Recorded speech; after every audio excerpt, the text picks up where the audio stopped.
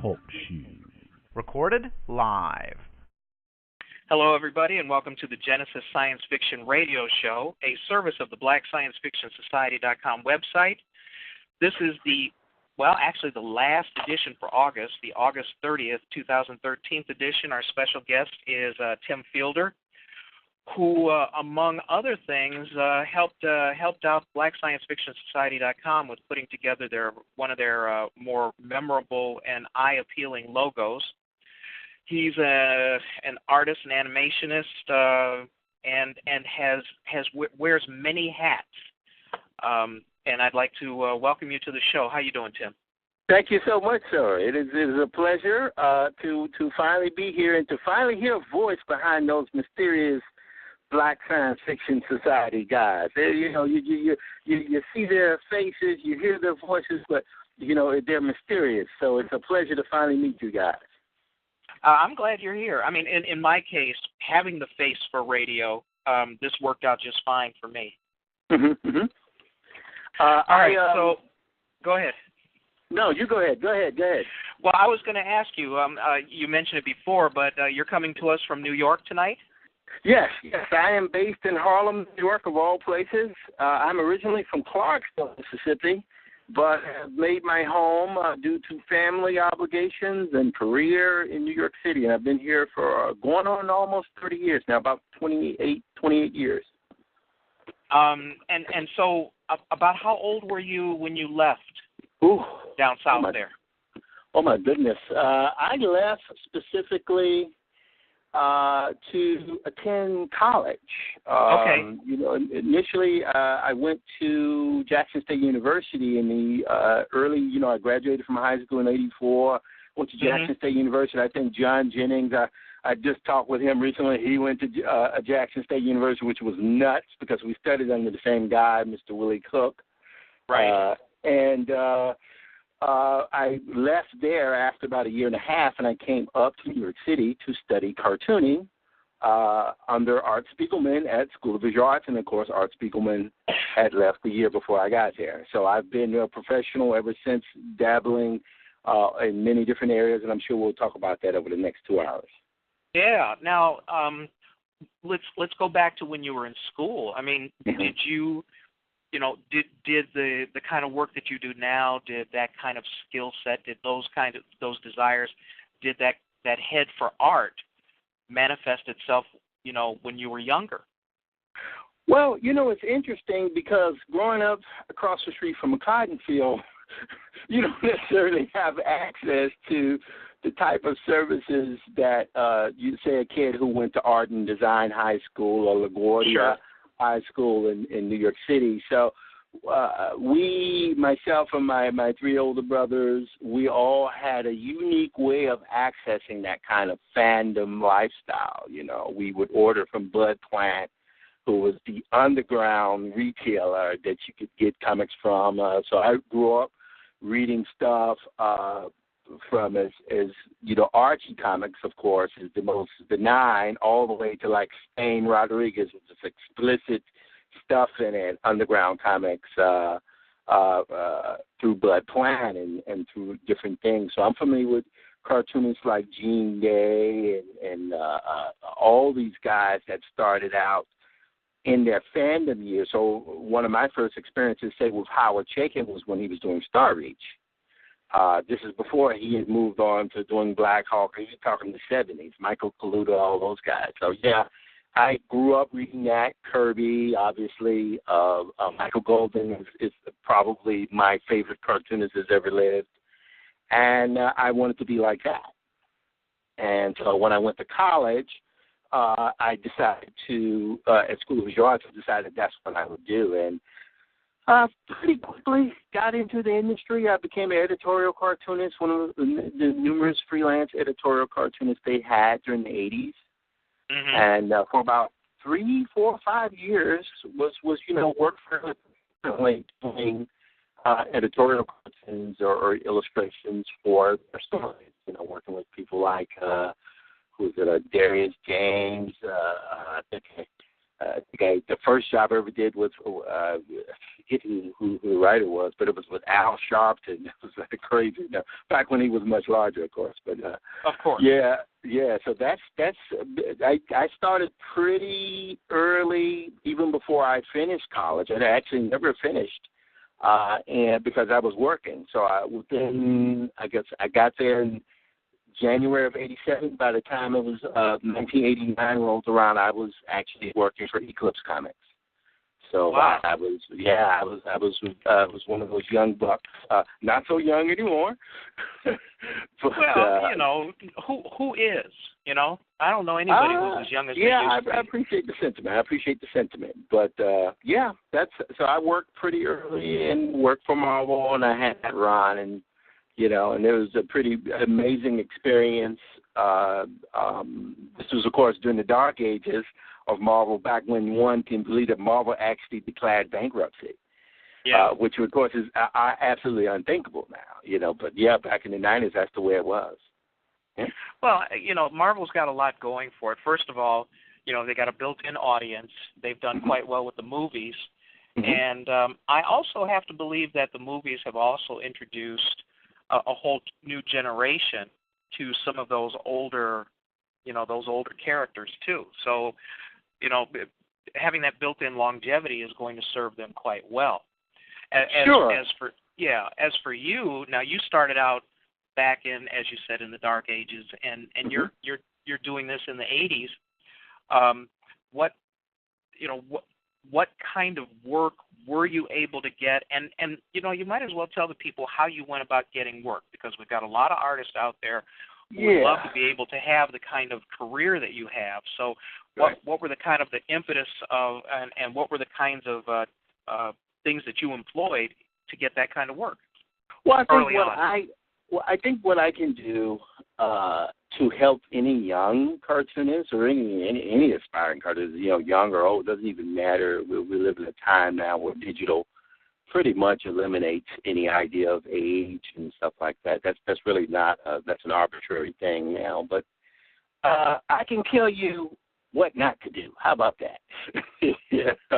Sometimes that's 10 times more valuable. Yes, and I would say for any aspiring cartoonist, particularly young cartoonists, I know that's a contradiction of what I just said, but when opportunity comes your way,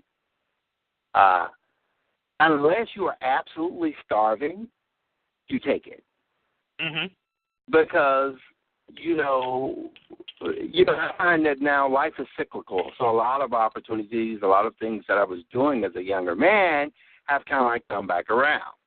Right. And so you never give up.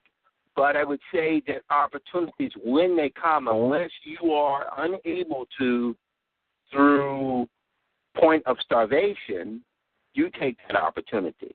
Because it's an opportunity that will parlay itself into another opportunity. Well, and not only that, it gets your name out there and gets people used to seeing your face too. Absolutely, that's why you do it. And so there's that. I would also say, technically speaking, we live in a time now where the digital tools, it's almost weird to say that because they're just the tools now. But of course, when I was coming in, everything was just analog. Mm-hmm. And now, there are some analog, tools out there, but then there are digital tools which are just as prominent as your analog tools. And things like drawing on a tablet. I remember starting drawing on a tablet in the mid-'90s. Now, and back then it was an alien thing, but now, just everybody has a tablet. It's just part of that tool set that you use. So I would say there are tools out there, software out there that makes things so much easier. Photoshop, of course, specifically Photoshop Extended it's the core of my tool set. It's what I use to do what it is that I need to do. Learn it. It's like Denzel Washington in Training Day, by learning Spanish. It'll save your butt, that you got to know that software. If you don't know anything else, that software.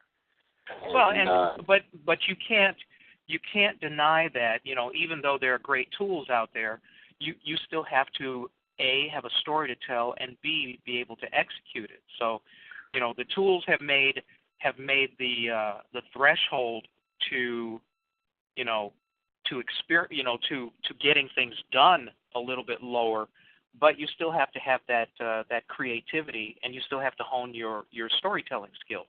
Right. Well, that's a different question, though. That's a Sure. different question. No, I agree. Yeah, absolutely. There's a speech going around about Kevin Spacey. Everybody remembers him from the Usual Suspects, and he's right. in this series of House of Cards. And this is great video where he's talking about the success of House of Cards, but what Netflix specifically, what they have done and how they brought House of Cards into creation, which is really just a subset. It's a remake of a British miniseries called House of Cards, which I saw years ago, and I was like, wow, okay, this is a remake. But at any rate, just the idea of how people consume material, how they consume media. And during his speech, I'm obviously paraphrasing here, but he was talking about how the audience is desperate for stories. That's what they just want stories, and they don't care what medium they view that story in. Right. And my sons, I have two guys, and they'll be 14 and 13 this year, and they're teenagers. And the way they view media is like things like YouTube for them. That's just part of their diet. They will sit up and watch anything on YouTube. I no longer have regular cable TV in my household. We view everything, my Netflix, our Amazon Prime account. We view all that over the Wii. And, I'm talking about the older version of Wii, not the new one now. So right. It's the way people view content. It's all stories, and that's what Kevin Spacey said, and I agree with that 1,000%, that there's never, ever been a greater opportunity to get your stories out there, whether they be still images, whether they be sequential still images or moving images, drawn, live action, whatever. The opportunity is there. And so that's why how to tell a story, I always, when I teach my classes, I try to go through very quickly the 5-act dramatic structure, and that's just what I use. My twin brother, Jam, teaches at film at Benjamin Banneker Academy, and it's amazing how he goes through his story arc process of how you devise a story with your rising action and your falling action and then your climax and all these different types of things. It is important to know how to create a compelling storyline that's going to attract and hold an audience. And that exists separately from the visual, even though they work hand in hand. When how long? Oh, by the way, how long have you been teaching? Oh my goodness. My first lecture was in 1989. Okay. All right. I taught for numerous arts organizations as a comic book teacher from the hold on one second here. We're going to go ahead. From the 1990s, I guess, the mid-90s. I taught up to the mid-90s. I stopped because I was made to transition from comics into video games and animation, and then I started back teaching in the late 90s. So I went for like 3 years without teaching, and I've been teaching ever since, and I've taught from the Department of Education in New York City. I've been a teaching artist. That's what I do now, really specifically. Ooh, you're dropping out.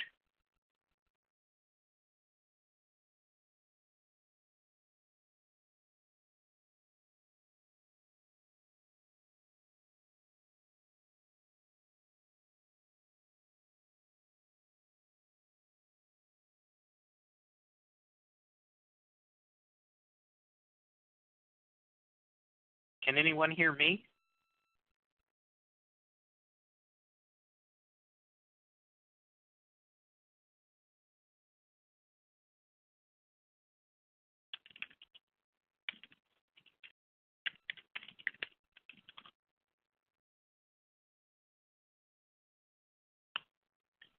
Well, let's hope Tim can get back in.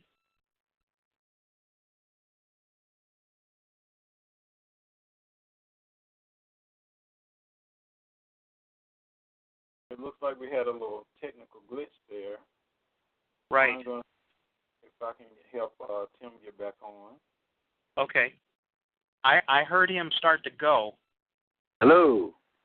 Are you back, Hey, Tim? Yes. Okay. We dropped there. Sorry about that. Yeah, that's okay. All right. So you were telling us. I was. Let's see. What did I ask? I think I asked you.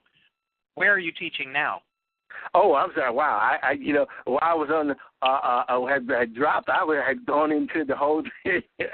I'm teaching for New York Film Academy. Okay. I've been there for about a year and a half, or maybe a year or so, teaching storyboarding, character and concept design for their animation departments and for their live action departments. You'd be amazed about how many live action students don't engage in the process of storyboarding. It's really amazing. Well, not to blow my own horn, but I've produced a few films, shorts, but I can't imagine not doing storyboarding because first of all, it helps you conceptualize everything, and then second of all, it lets everybody else be on the same page as whatever your view is. Sure. So it's a valuable skill that a lot of people seem to overlook.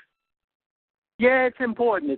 I was just speaking this week with Holly Garima, who's like the professor emeritus or whatever it is of Howard University's film program, and within a few months, I guess sometime in November, I should be going down there to teach a week-long workshop for their film students there, and it's important because you realize that they need it. Right. They need that introduction, and it's something that it's. I've been storyboarding for a long time now, primarily for my own projects, and it's something that comes relatively easy to me because it's really a subset of just regular comic books, and animation. And the tools out there make it easier than ever to do now. So I'm sure people have been noticing some of these Iron Man animatics that are online that you can see with all these different variations of how they were telling the Iron Man 3 story. And that's I love that stuff because it's so close to the finished product. You have to ask yourself, with a little bit more rendering, this would be just as interesting as the actual finished movie, So that's the fascinating thing about animatics these days. Okay. As I'm looking at some of your stuff here, you have a website called BigheadScientist.com. Well, that's the primary site for my work. It's TimFielder.com. Oh, Tim. I'm sorry. Say that again. TimFielder.com. TimFielder.com. Okay. Yeah. FIELDER.com. It's like outfield or right field, I tell people. You can pretty much view all of my work there. I have storyboard samples, animatic samples, I have concept design samples, I have game design samples, I have illustration samples. Obviously you can find my CV on there, so out there to the audience, I am available for contract work. Let's see what else. You have my animation work. You have links to my blog, which is dieselfunk.com. And my project, my labor of love, is called Matty'sRocket.com. Okay. And Matty's Rocket is the thing that I'm really giving a lot of my focus to right now. And we'll talk about that. Yeah, let's talk a little bit about that. What was the evolution of the concept? All right. Well, kind of harkening back to what we were talking about, how I started in comics. Matty's Rocket was initially a project that I created called If God Was a Woman. And I came up with this concept back in 1993, and what I wanted to do was to tell a story set within a kind of Fritz Lang environment, Metropolis, just with all the black people they left out of that movie.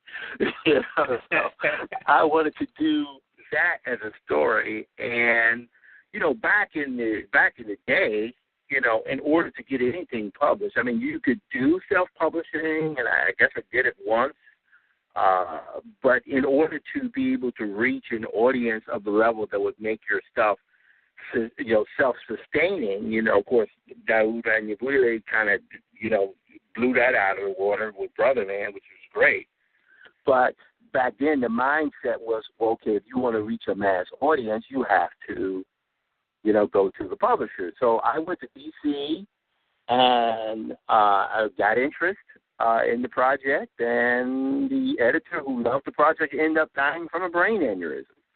And that's what happened there. And of course, I eventually went on to other work within the comic industry. But it's like anything. It's like the old studio system. It's like you're constantly pitching projects, trying to get taken on board, and you spend an inordinate amount of time trying to sell projects as opposed to doing the project.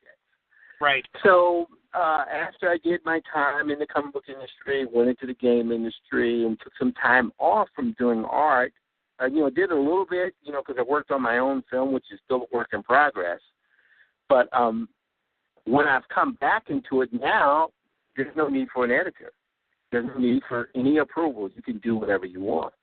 Mm-hmm. And so I resurrected the concept and retitled it called Maddie's Rocket. And the main character, her name is Maddie Waddy. And Maddie is the same name, shares the same moniker as my great-grandmother. Her name was Maddie Waddy. Okay. And she was a full-blooded Choctaw Indian who was from Bighead, Mississippi. And my father only met her once. Okay. And just as she was in the hospital, this is while she was on a deathbed. And I still took the idea of wanting to do a science fiction that was based in the 20s and 30s and the 40s. And the reason why I wanted to do that, and I'll pull in what I was saying about my grandmother in a moment, is I wanted to do something for that generation that didn't have that science fiction. I'm of the age, and I think everybody on the phone here is of the age where we had Lieutenant Uhura. We had Boomer from Battlestar Galactica. Mm-hmm. We saw ourselves in a future environment. We were still a minority, mind you. And yes, we did die early in the movies or right at the end before the credits roll like aliens. But we were there. My mom and dad, who are in their 70s and late 70s, almost 80, they didn't have that. Right. They didn't have that.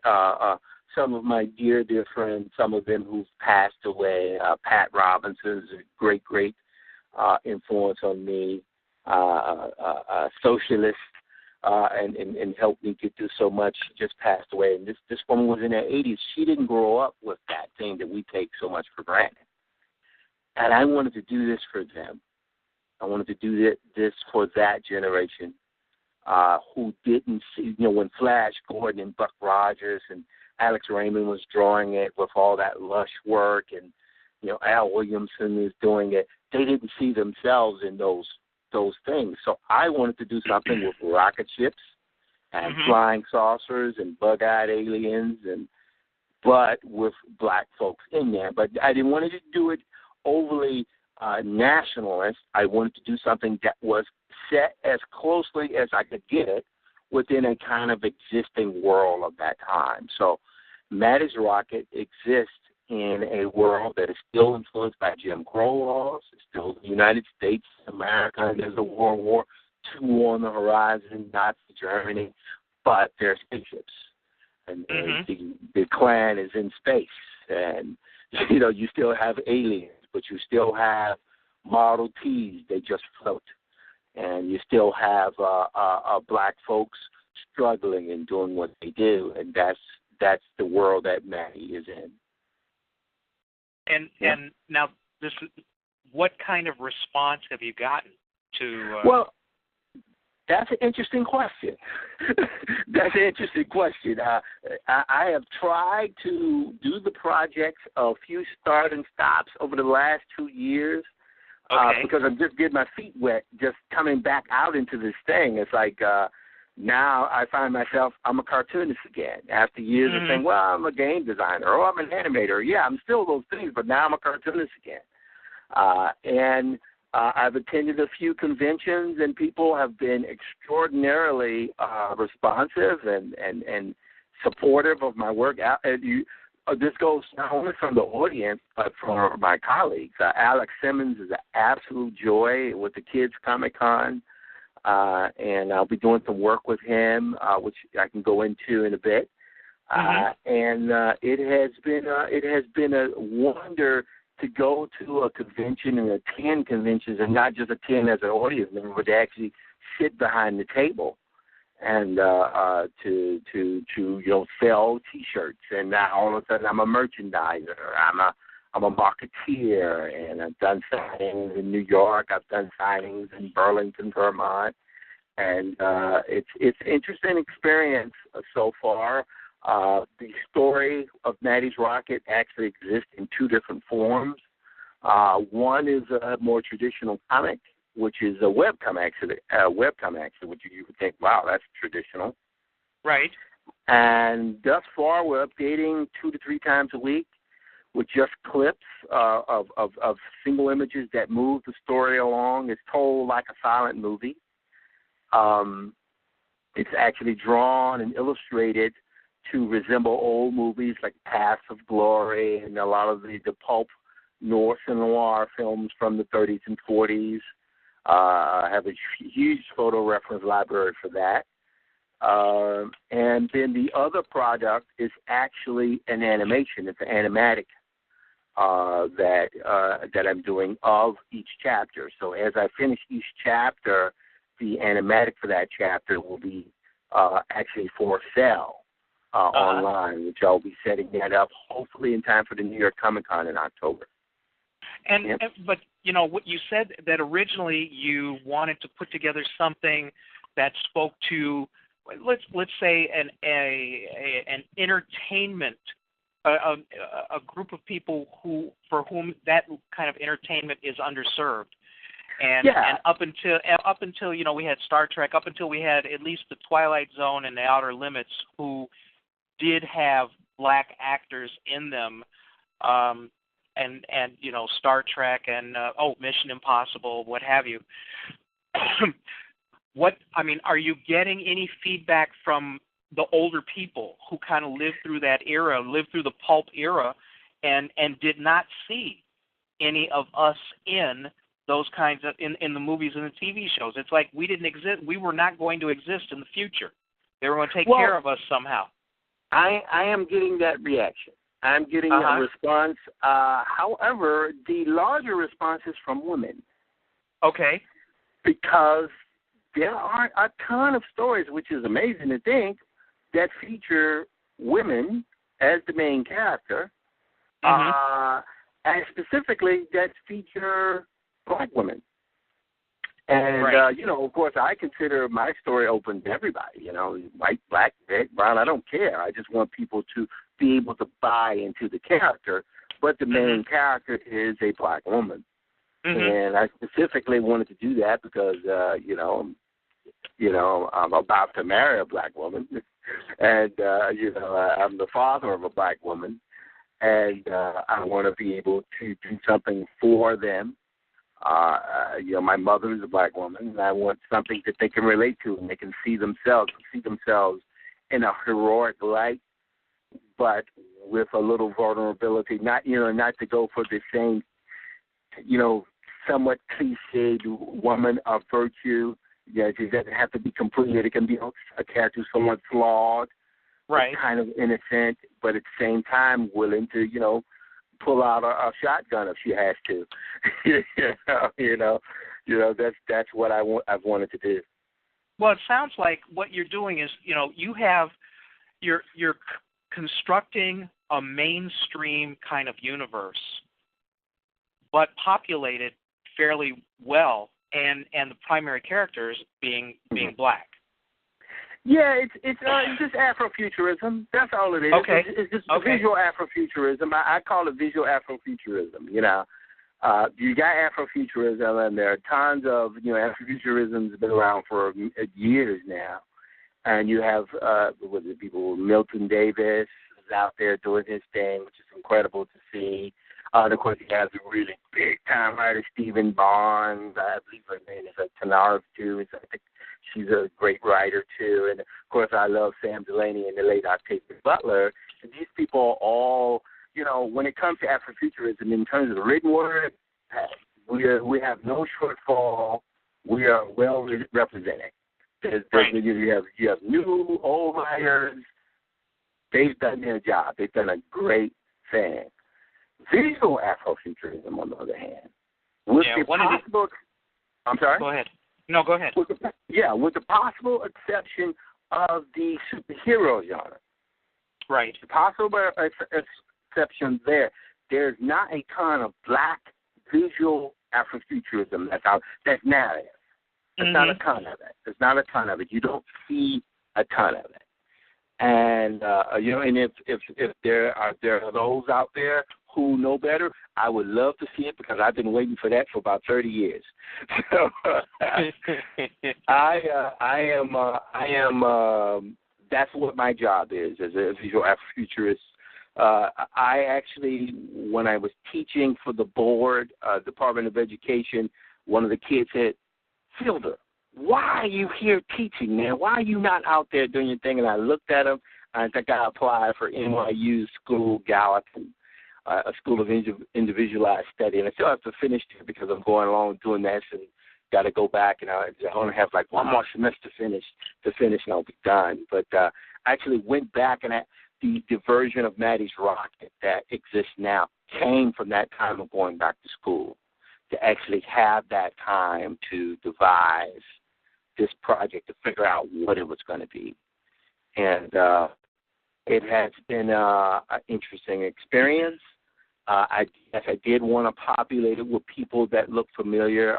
My late mentor, Myrna Bain, told me years ago that, "Tim, you can do anything you want narratively.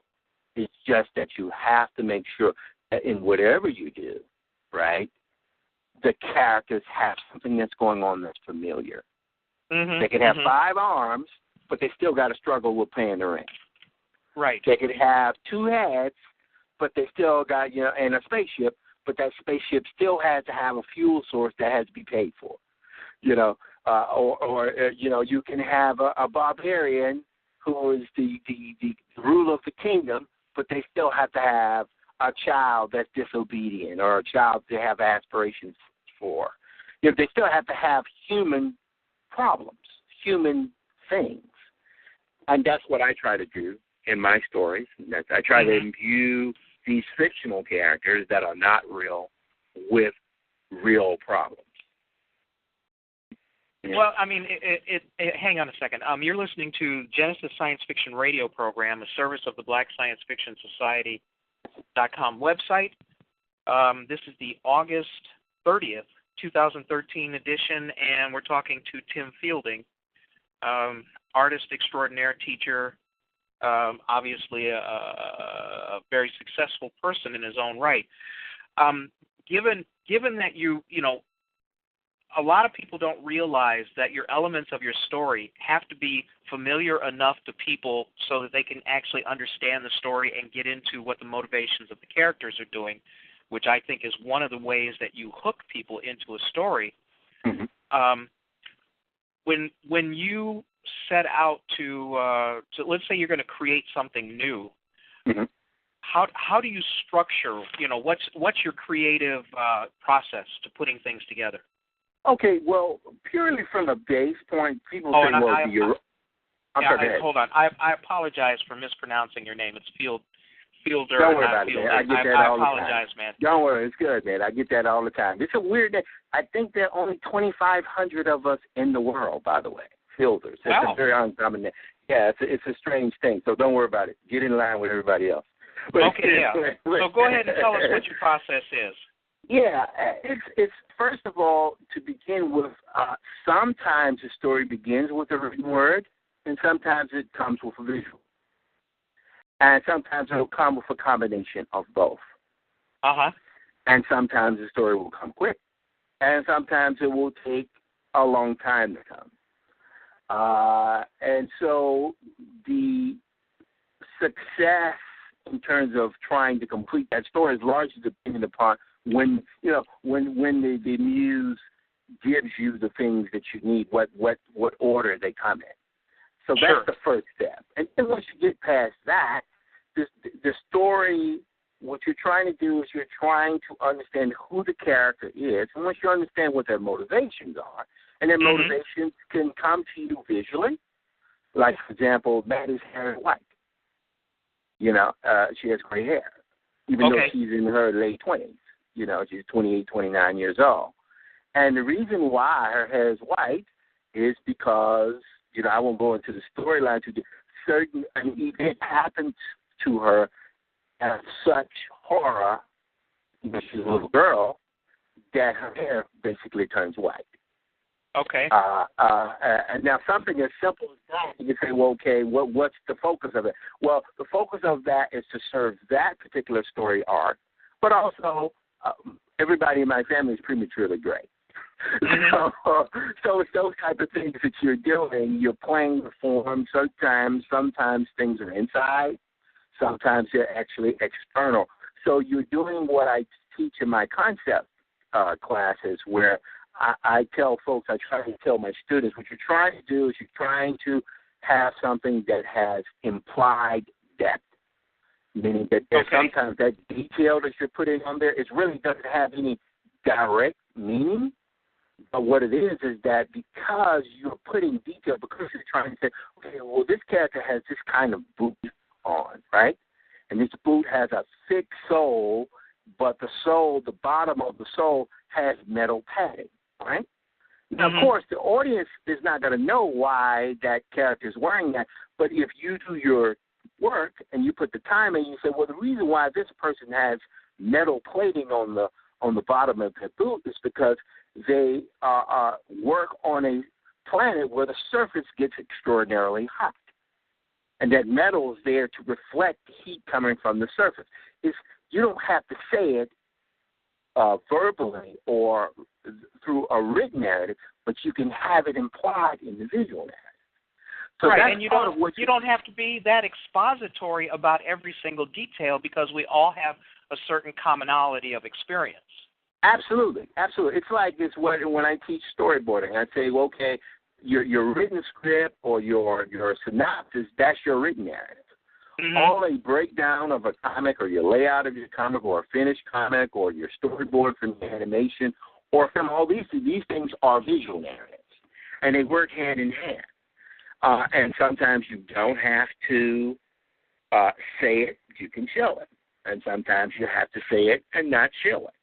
And it's all about striking that balance, but doing it in a way that will be entertaining. That's the thing, again, and you go back to that Kevin Spacey speech. He said, people want stories. That's why, I worked in the game industry for a little bit, didn't do a ton of work, but I did enough of it to get a taste of it. And I appreciate games for what they are with the interactivity, but they're very often, until The Last of Us, this new game, The Last of Us, I got into it. I was very impressed. But it's because the story was very interesting. But people say, oh, wow, you sat down and played The Last of Us? No, I did not play The Last of Us. What I did was I went on YouTube and looked at the 6-hour-long cutscenes. And I looked at it from beginning to end, and I found it very compelling. So I love passive entertainment. Tell me a story. Tell me a story. Don't put me through the process of having to kill 15 different bosses.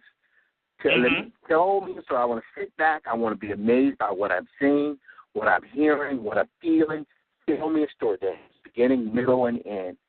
Shock me, surprise me, or repel me even. That's why I'll watch Walking Dead or House of Cards or Game of Thrones. Tell me a story. That's what I want. Right. And you know what? A lot of the media companies are now figuring that out. When you had AOL Time Warner You know, they split up because they couldn't figure out, they didn't understand the fundamentals that content is king. You know, that, and finally AOL got it, and then they went and bought Huffington Post, so now they've got news and politics.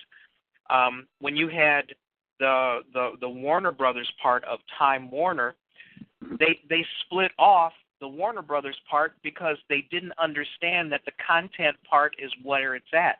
I mean, people can get their news anywhere, and they do. You know, they have their best, you know, their best places where they go for news.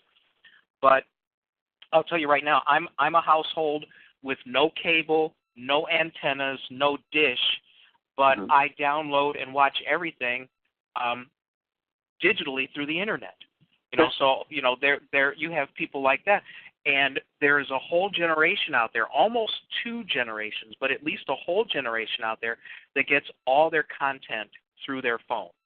They could care less about a television, you know. So the bottom line is that stories that are told well and hold people's interests over serial amounts of time are the ones that are going to be the most successful, you know, both financially and in terms of, you know, readership, review, you know, people reviewing them. And now it seems like people are starting to catch on, but they're floundering around trying to figure out how to do it. And I think the worst example is Hollywood, because Hollywood hasn't had an original idea come out in years. I mean, you look at what we get now. Anytime they're doing a remake of something, it's a failure of creativity and basically a testament to commerce. Well, I'm going to say this about that. I don't begrudge Hollywood. I mean, when we say Marvel, Right. I'm saying I personally don't begrudge them doing what they're doing. Right. You know, Disney is smart. Disney knew, okay, we've got our Snow White and the Seven Dwarfs and our thing, but Pixar is up there in San Francisco kicking our butts. So they bought them. So now Buzz Lightyear exists alongside Mickey Mouse. And then, Marvel, made a few movies, and they did good. And then suddenly Disney realized, wow, there's this whole legion of IPs inside this thing that we can buy. So they bought them. Absolutely. So I don't begrudge Disney for doing what they do. That's why you can have Agents of S.H.I.E.L.D. on ABC, because they bought ABC.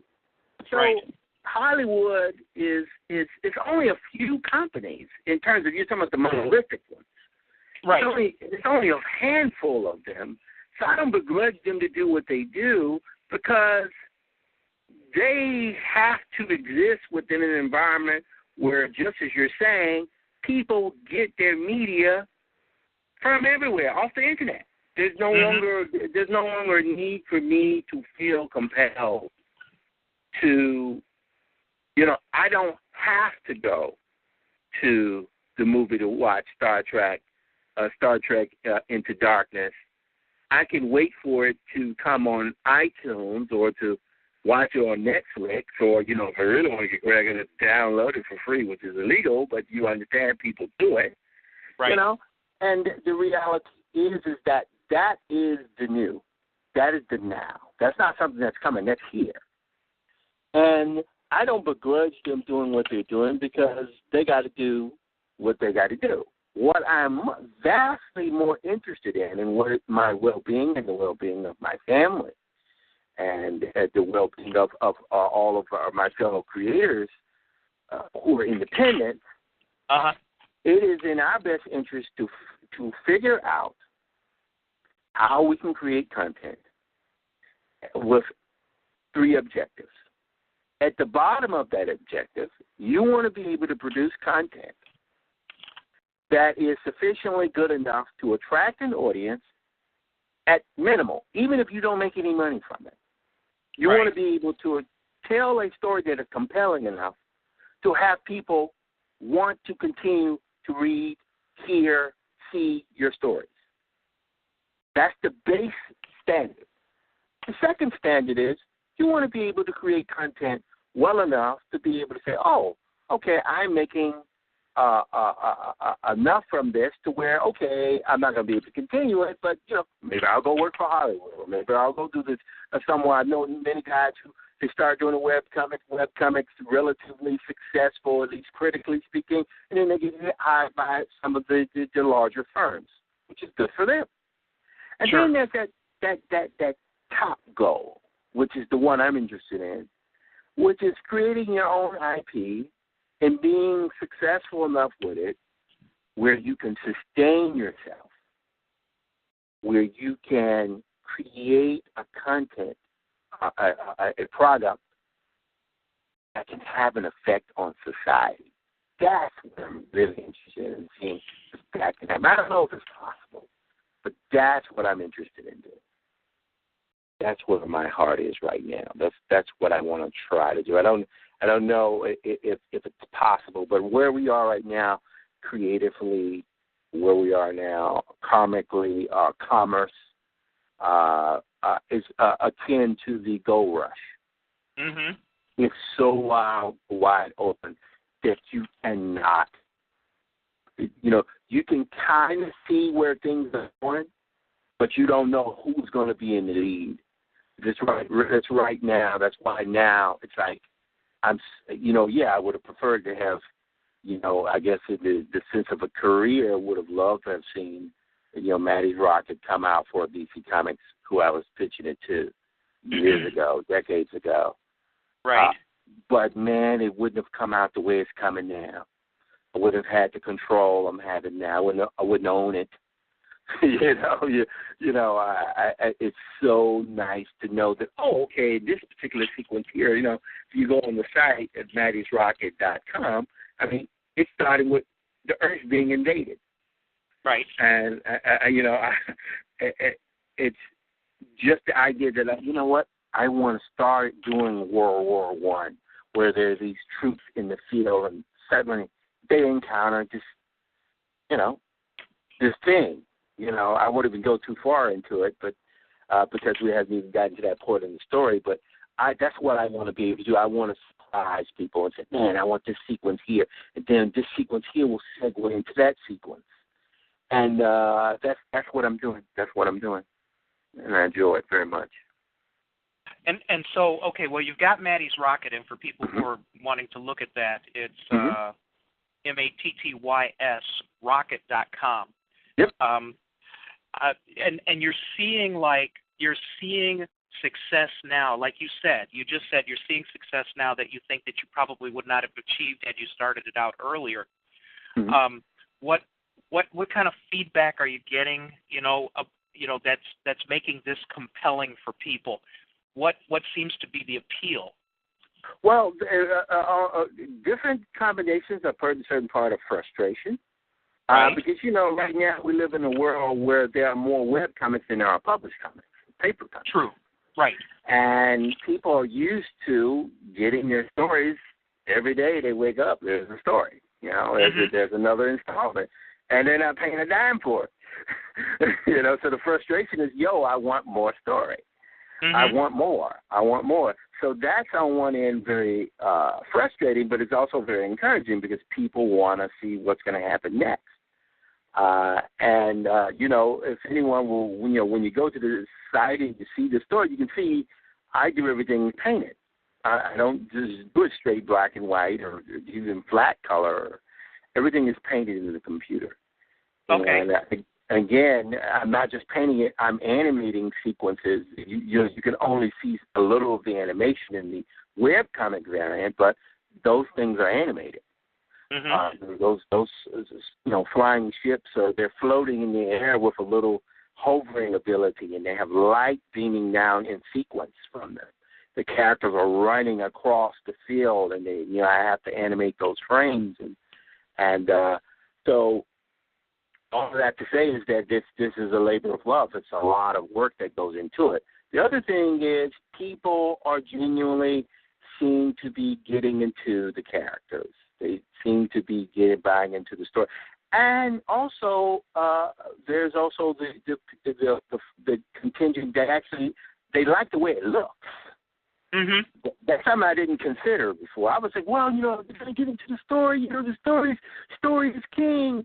Yeah, but there's some people that just they like seeing stuff that looks good. Right. Yeah. Well, it's certainly not stereotypical. Yeah. Okay. Yeah, it does stand out, and different can be very compelling. Yeah, different can be compelling. Different can be. I learned a lesson once. The one book I ever self-published was called "Death Comes in Fours." Okay. My brother's been getting on me about it. Man, we got to go back and do it again. I was like, yeah, one day we'll do it. But what I did, and I remember this was back in the 90s, and I was actually sold at the Black Expo in 1994. Uh-huh. And it was a black and white comic with this fold-out comic book cover because I wanted it to be like the manga, how the manga flap covers were. And it was awful. It was a great premise, but the execution in it was horrible. It's because I didn't respect the medium at the time. I was trying to meet that deadline and get that comic out. Right. And I didn't really understand that when you're doing these comics, you want your best work to go out every time. Mm-hmm. You may not be the best, but you want your best to go out every time. Right. And so when I subsequently, after that, would work for Marvel and was doing graphic novels, and I'll talk a little bit about that in a bit, I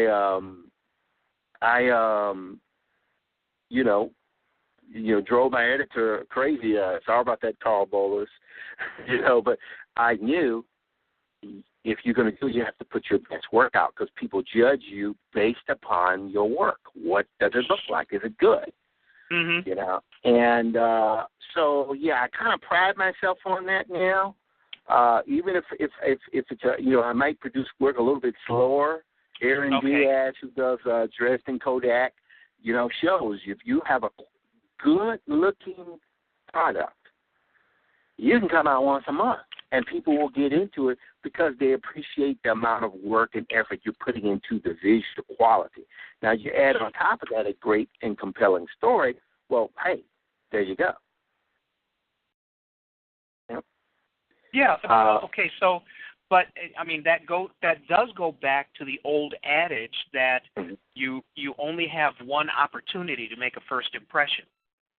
You do. And when people have so many content choices out there, there is definitely a drive and a need to make a good first impression because they've done studies on website design and people's behavior when they surf the web.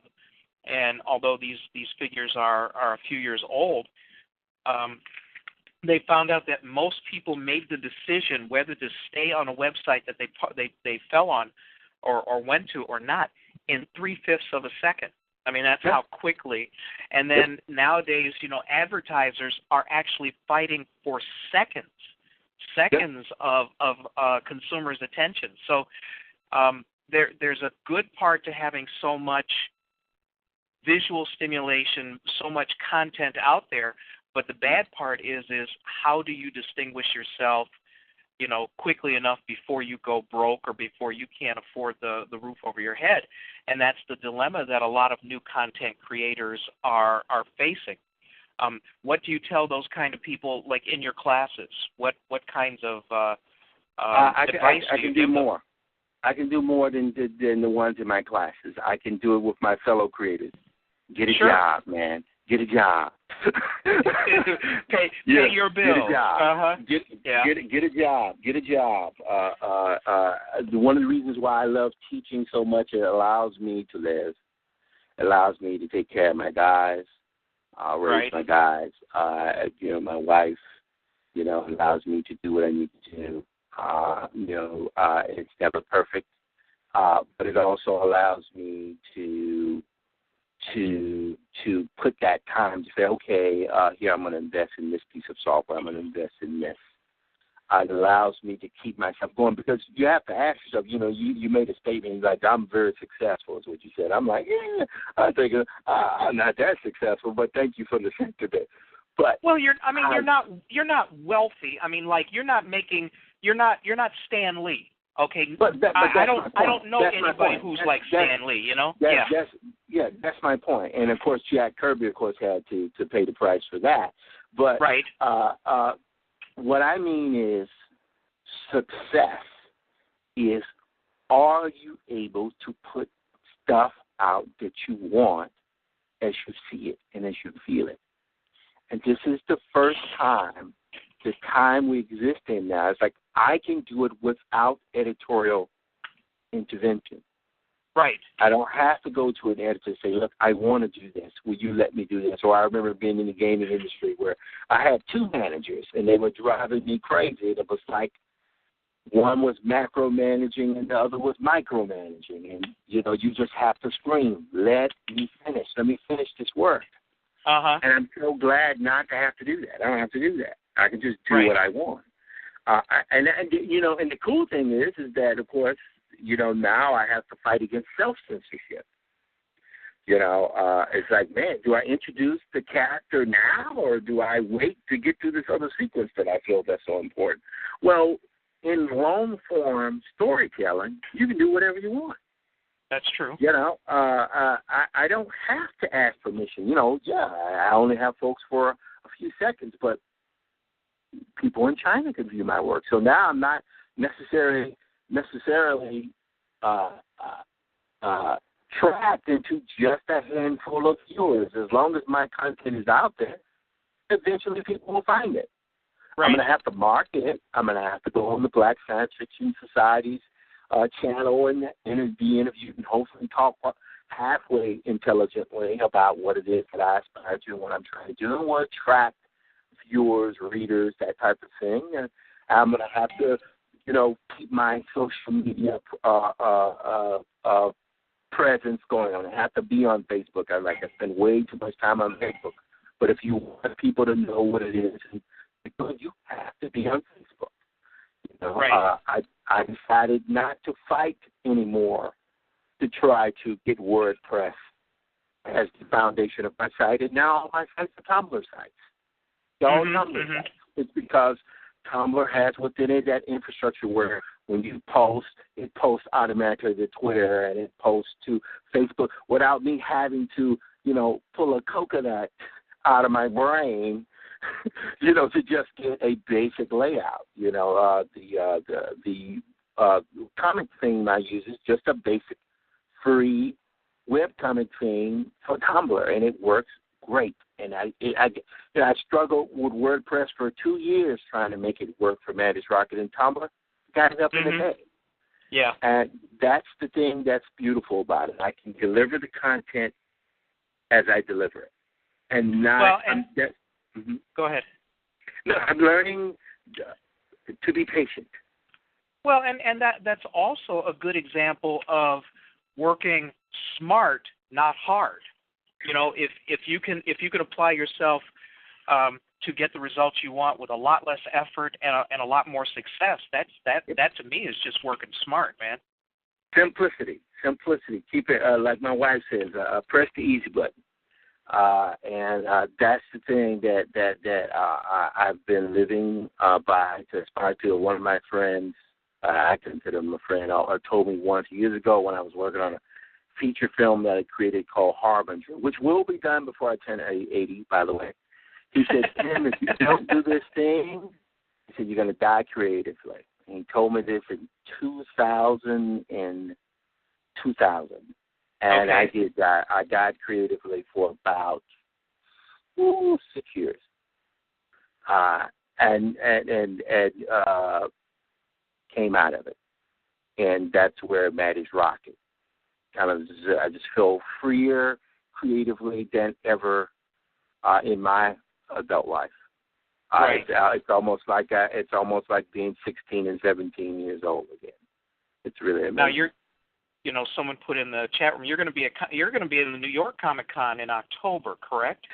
Yes. I can only talk so much about it. Thank you for asking that. I'm sorry about that, Alex. We'll get to it now. Alex Simmons has turned out to be, well, first of all, he has a reputation for being one of the nicest guys you'll ever meet. Okay. He's the creator of Blackjack. Blackjack sure. Aaron Day, world traveler, mercenary man. And, I first became aware of Blackjack, I guess, about 5-6 years ago. I wasn't even aware of him during the 90s, but I was like, what is this? This is black man. He has this part in the middle of his hair, which I love. I don't know if that was intentional. But guys like Eric Battle worked on it. John Jennings is doing something. You do the web thing on blackjackadventures.com. And I always wanted to be involved with it. And, Alex was gracious enough to allow me to become involved with the Kids Comic-Con. Mm-hmm. And I actually did a variant of Maddie that when I was first really kind of getting off the ground was it back in 2011, I think. Okay. And I went to that one, and then he allowed me to come for this year, 2013, which was very successful for me. And I finally said, Alex and Gene, who helps him do, they both do it together. I said, I want to do Blackjack. So we have actually, for the first time in 15 years, I, Tim Fielder, am actually producing a comic, traditional comic book with Alex based on Blackjack called Goliath is Dead. And I'm working on it now. I've done my breakdowns. I was at the celebration in D.C. for the 50th anniversary, and I was working on it on the train while I was going on the train. And I'm about halfway through the breakdowns, and I'll be finishing the breakdowns into next week. And the intention is to be as close to complete to the end of September. And who knows, maybe we'll see something published by New York Comic Con, maybe not. And I should be doing an animation workshop for KCC during the New York Comic Con. And, if events are not clear yet, but I hope to have Maddie's Rocket as well there, selling and showing what it is that I do. Yep. So New York Comic Con is, I've been to the Kids Comic Con. I was with Ray Felix, Bronx Heroes Con. Didn't make it to ECBAC, but don't worry, I'll get there next year. But I will. New York Comic Con is the major league coming out party, so I'm really, really looking forward. Well, let me make a suggestion for you, too. We have a lot of people, a lot of members of BSFS from the New York area, New York, New Jersey area. And whenever you're going to have an appearance or you have something significant coming out or coming up, I would ask that you post it to the BSFS events calendar because, some people go there to see what may be going on. Like I'm getting ready to, I'm thinking about going to Detroit for whatever the hell that's called up there, whatever the kids call it. And if I'm going to go to Detroit, I'm also going to look at the events calendar, see what else may be going on that I might be able to catch while I'm in the area. So if you do the same, we have so many people in New York and New Jersey, it would be great. Okay, so somebody posted, Jarvis posted Motor City Black Age. It's hard to remember as old as I am. Yep. But seriously, post that up so that people in at least in the Black Science Fiction Society.com website can find out where you are, and hopefully people will check you out. Last week I checked out a filmmaker from Kansas City. He was having a world premiere here in Chicago. So do that because like you said, there is that big league kind of feel to it, but it's also just kind of cool to see people who you've never seen before, who you may have seen their faces, or you may have, like you said, seen their faces, seen their work, seen stuff like that, and then they get to meet you. I mean, if I was going to be in New York for that weekend, I would definitely be there just so that I could meet you face to face. I will absolutely do that, sure. That'd be great. You're listening to the Genesis Science Fiction Radio Show, which is a service of the Black Science Fiction Society.com website. This is the August 30th edition, 2013, and we are talking to and see, I'm not going to mess up. We're talking to Tim Fielder, And well, I feel bad, man, when I mess up like Don't that. worry about it, man. It's all good. Get in line. There's only 2,500. You know, it's all good. and here, you know, here I am. I got I think the Johnson of Japan for my last name, and my own answering service can't even pronounce it. So, but it's all good. So I apologize. Blame it on Siri, man. Blame it on Siri. Okay. All right. Well, yeah. There you go. There you go. Yeah. All right. So you've got, you know, you've got you know, the Maddie's Rocket stuff. You've got the movie that you want to do before you're, what'd you say, before you're 81? Before I'm 80, yeah, I'll talk about that. And the other project. But where do you think you're going to be? You know, you're obviously your name is on the rise. Your reputation is on the rise. You know, more and more people are seeing you and finding you and liking what you're doing. Mm-hmm. How do you think this is going to propel your career? What kind of changes do you think you might see maybe 5 years down the road? Okay. Well, first of all, what I want to do is to be able to continue working on Maddie's Rocket. That project, this particular storyline, will probably last about 3 years. Mm-hmm. I already have the beginning of the sequel already written. Very cool. Yeah. So I actually wrote the breakdown for the storyline for Maddie's Rocket on my iPhone. So, I've, you know, when I'm on the train going to teach a class or I'm riding to pick up my sons or whatever, I'm typing on or I'm working. You know, I use the iPad. Got to get the new Wacom tablet stylus that allows you to use the palm rejection, so I can continue to work and paint on the train. So my every day is working on my stuff. So that's the first thing. Within 5 years, I want, ideally, for the story to be finished in webcomic form and to pretty much be very close to finished in actual movie form, meaning as I'm working together, I want these two things to be done. So the movie may take a little while longer, but I want Maddie's Rocket done as a narrative piece. Now, what I have also had to face is the fact that, I may be trying to do a 2-hour movie, but it may not be released that way. It may be released episodically on a Netflix. And I have no illusions about whether or not, if you know, when that opportunity comes to release it in that form, I will have no illusion about releasing it. I won't lose any sleep on it. I'll be perfectly happy and satisfied. So for Maddie's Rocket, that's what I want to be doing there. On the other hand, I tend to begin to make forays into the more mainstream comic book industry. Working with Alex on Blackjack is important with that regard. And I have some interest in doing mainstream comics. I don't know if you can call anything mainstream these days. Certainly graphic novels. I would love to adapt some of the works of Sam Delaney into graphic novel form. Stephen Barnes, I would love to do that. Some of the Gorgon Child stuff I would like to do. I also want to do some projects. One project I have that's even older than Maddie's Rocket is called Black Metropolis. Mm-hmm. And Black Metropolis has changed over the years, where initially it was just straight Afrofuturism with not much of a story. And as I did different iterations over the years, what Black Metropolis has morphed into is essentially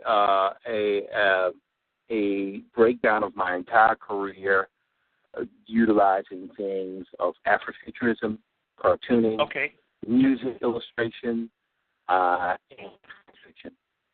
I started out when I first came to New York, doing all of the posters for the Black Rock Coalition. And with the exception of one, I know who got the original for that one, I have all of my original posters. And I'm going to publish that work. I'm going to publish the music work I did for Marvel Music, Dr. Dre, Flatliners.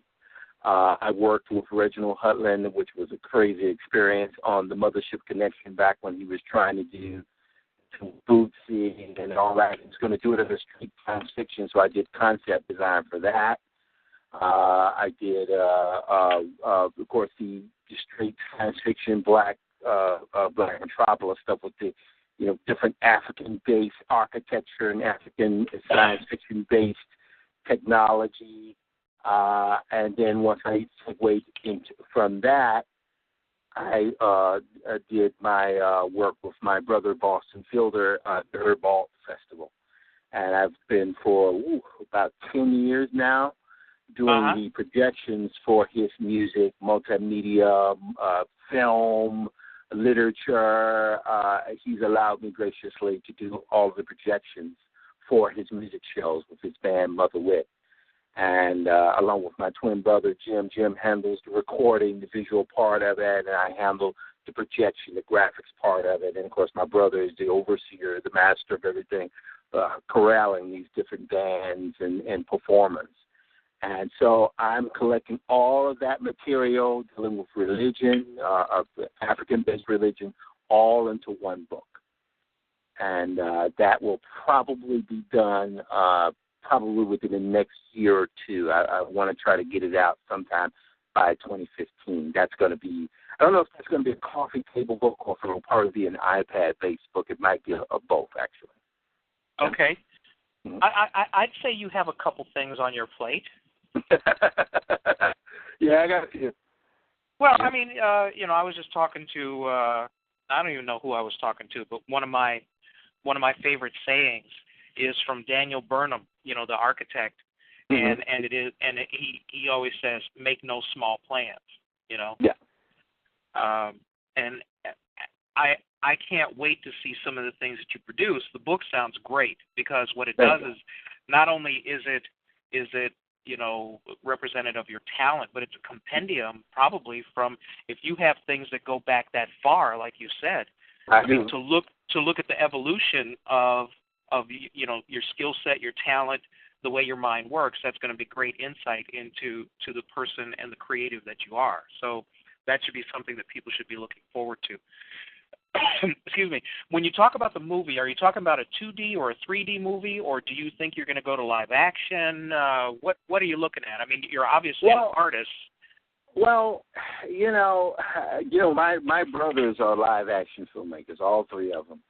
And I got my taste of a little live action in D.C. this week. We won't go into the almost missing $70,000 camera, but ouch!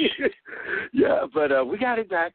But live action is for I on one end I envy it because you point and shoot, right? But I do things that they can't do. I create stories, the visuals from nothing. I can draw it, I can fabricate it, and by saying that, I'm what's called a hybrid animator. I'm a hybrid creator. I use 3D, I use 2D, I use 2.5D. There are guys out there who all paint, animate better than I can, and I don't begrudge them for how good they are. They're great. But I use every tool I can get my hands on. I use Mudbox. As a matter of fact, I'm going, because I'm doing this Goliath is Dead project with Alex, I want to make sure that as I'm drawing the comic, the character stays on model, so he's not changing from one image to the next. So I'm saying, well, man, how can I do this? But, do it so I can always refer back to the character as I go on. So I just built his head in Mudbox and created morph targets for his face so I can have him smiling and all that. And I have these things there created. And I just finished it just before we went on the air here, actually. And I use that technique, and that technique could be repurposed at another time for emotion. It could be repurposed to do 3D printing. In fact, I used it to make my wedding rings, 3D printing. So that could be, I use the same technique to create facial models for the characters from Maddie's Rocket. So it helps me to be able, as you say, to expedite that process. The tools are out there that will allow you to do it. And I use photo references. I do a photo bashing where you're taking different photos from the year. That's one of the good things about doing period pieces, where you can use photo elements and from different things out there, and you can create. Okay, you need a flying Model T. Well, just get a photo of a Model T. Yes. Sure. Things like Google SketchUp are great because they have the 3D warehouse has an entire library of different things. So yeah, you want to blow up London? How are you going to blow up London? Well, you're going to go on SketchUp. You're going to download a model of London. And and you're still going to have to paint and make everything custom and make it look good. But just like people use locations for live action films, you have the ability to basically get virtual locations online. I'll be very honest with you. I work with live action, do live action movies. Sure. Mm-hmm. And I'm sure that your actors are a lot better behaved and do a hell of a lot less whining than the ones I have to deal with. Well, I find that because I've done Maddie's Rocket as a silent movie, my actors are the most well-behaved of all. You don't hear a thing. You don't hear a darn thing from them, huh? They are absolutely obedient. It's amazing how obedient they are. But, that was actually done, need? What's the phrase? Something is the mother of invention. Necessity, Necessity is the mother of invention. I didn't want to have to go deal with actors, even though I'm essentially married to one. But I wanted to be able to instead of trying to do something that was really hard, work only with what I had. And I said, okay, I don't have any actors. I know what I'm going to do. This is a period piece. I'm going to actually tell it as if it's a silent movie. And that has worked. What I'm doing is using what I have access to and using those as storytelling devices. Mm-hmm. Somebody wants to know. Oh, I'm sorry.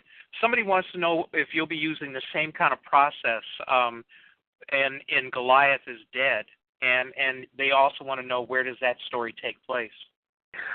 Okay, won't go too deeply into the story because I don't know how much Alex wants me to release. But no, just an overview, Oh, sure, yeah, it is. It's not as action oriented as some of the more bloodthirsty blackjack stuff. He won't be killing any. Well, actually, maybe he does kill one or two people. But the idea is just to keep it interesting, right. Yeah. We want what I think Alex is trying to do is to tell a more cerebral story that's based in the kind of far-flung locales that blackjack is based in. And this way, I will say it takes place in Spain.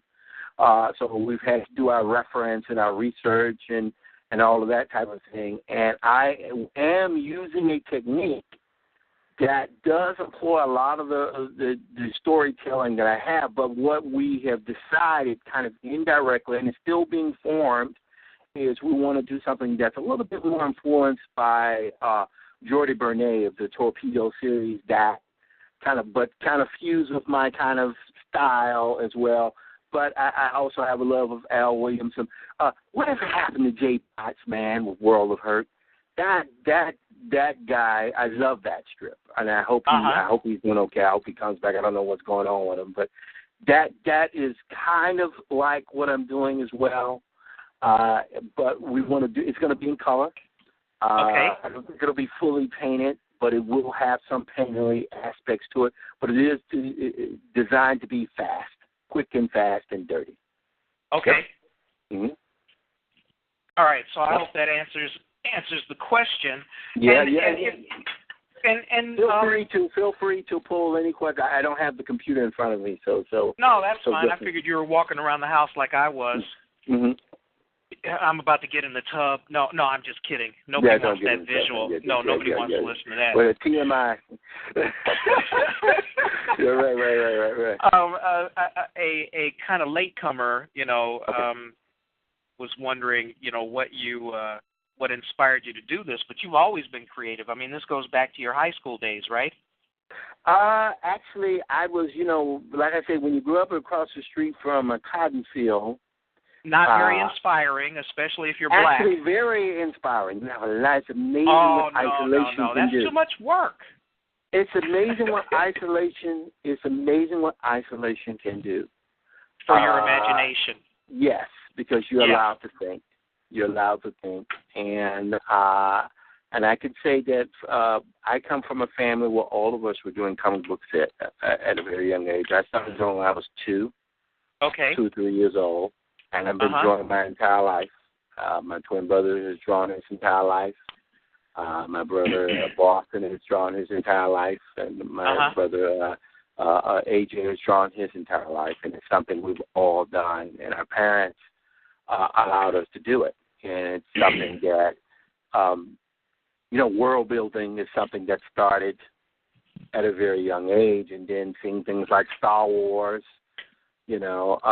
changed everything. And, I'm one of those Star Wars kids. I was, 9 or 10 when it came out and, completely altered my space. And then seeing Jurassic Park when you realize, oh, okay, everything has changed. Nothing's analog necessarily, more it's now digital that has happened. And now seeing things like I have a great deal of respect for Jeff Jacks, who does questionable content, and Scott Weiser, I believe his name is, who does Quantum Bob. There's great comics out there. The Supermassive Black Hole A, I love that strip. Love what the guy, I'm trying to think of the name of it, the Ineffable Ether, what is it, Lady Saber.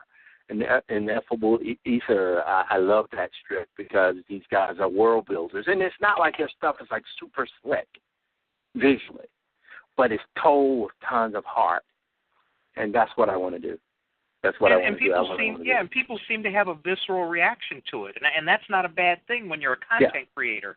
Mm-hmm, mm-hmm.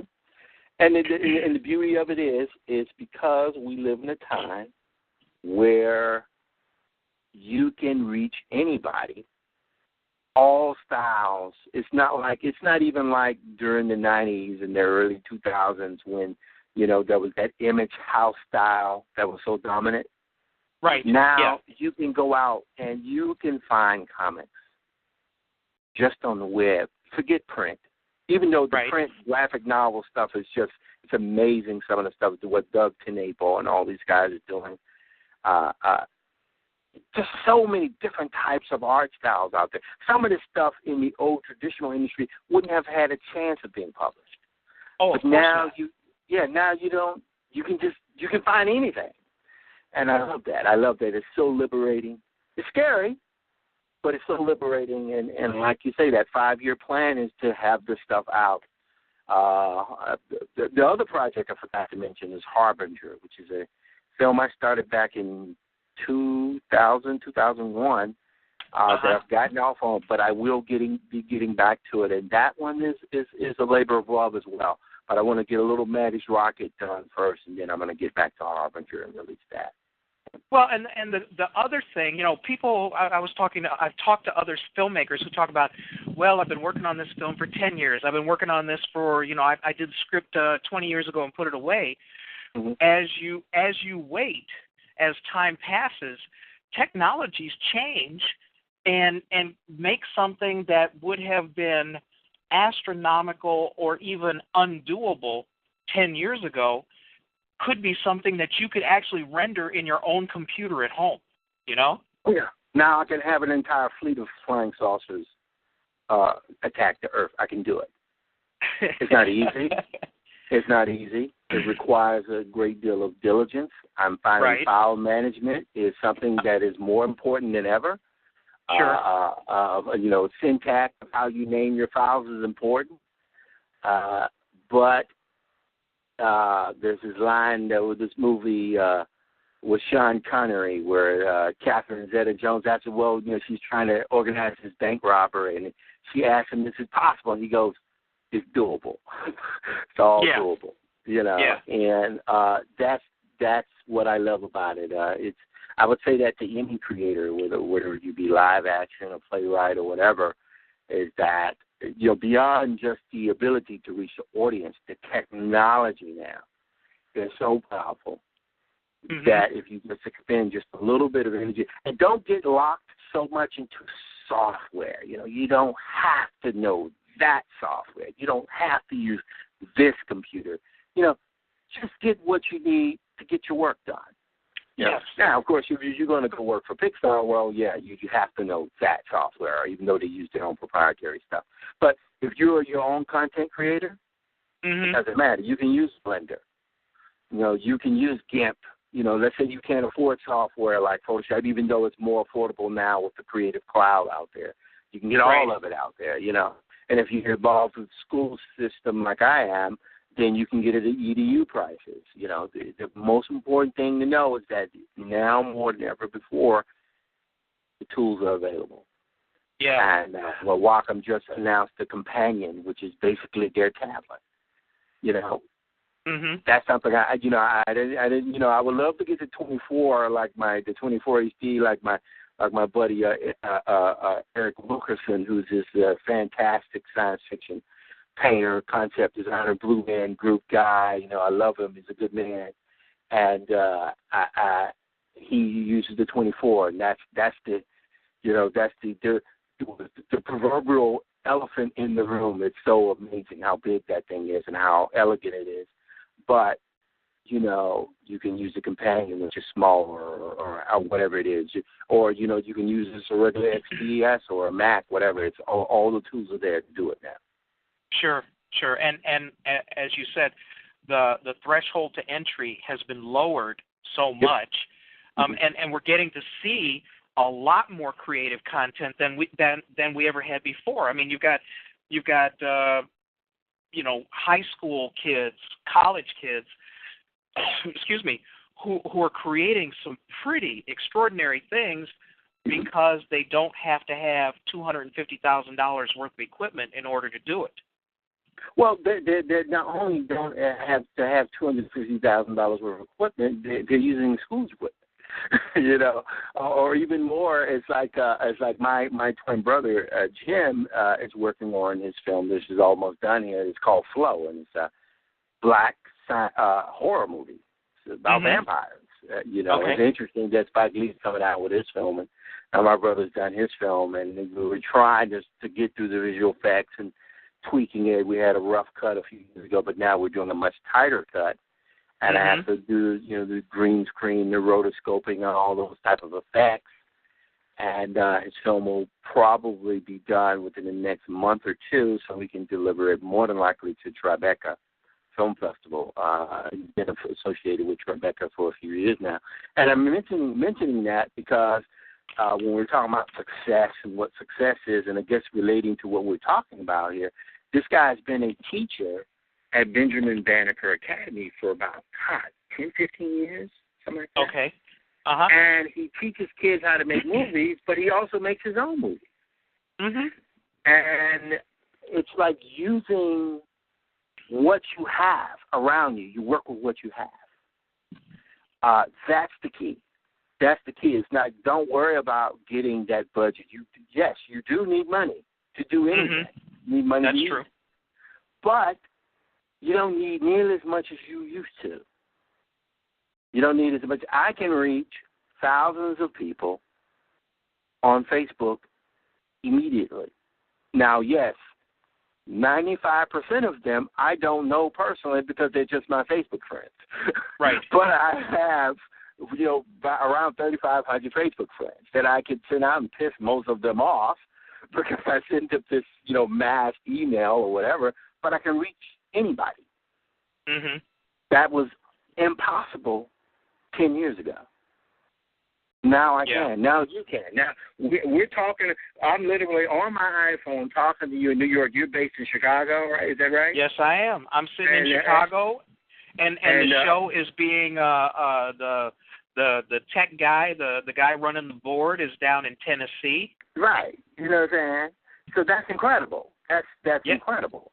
And it's like technology allows us to do this thing, and all our mandate, our goal, as whether you're spiritual or not spiritual, our goal is to utilize this thing that's like Arthur C. Clarke. It makes it like magic. and it allows us to harness this technology and to get our stories out. And those stories supersede everything. And that's the most exciting thing right now. That's what I'm interested in doing. Yep. Yeah. You're listening to the Genesis Science Fiction Radio Show, a service of the Black Science Fiction Society.com website. Tonight we're talking to and see people. I'm going to hear about this for the rest of my life, Tim. We're talking to Tim Fielder, and it's the August 30th edition, 2013. Let me just remind people that for those of you who think others might be interested in what Tim has to say, and he's put some very good stuff out there, remind them that very shortly after the broadcast is posted up as a podcast. And Tim, for his part, since he's based in New York, is going to start putting his appearances and I would say any significant milestones. You talk about maybe getting your film at Tribeca. That for darn sure should go on the events calendar so people can come and support you too. Yeah. And we have to support each other. We're all content creators. We all want to do well, and we all want to reach an audience. And the best way to do that is to help each other out. So please pass along. Strengthen numbers.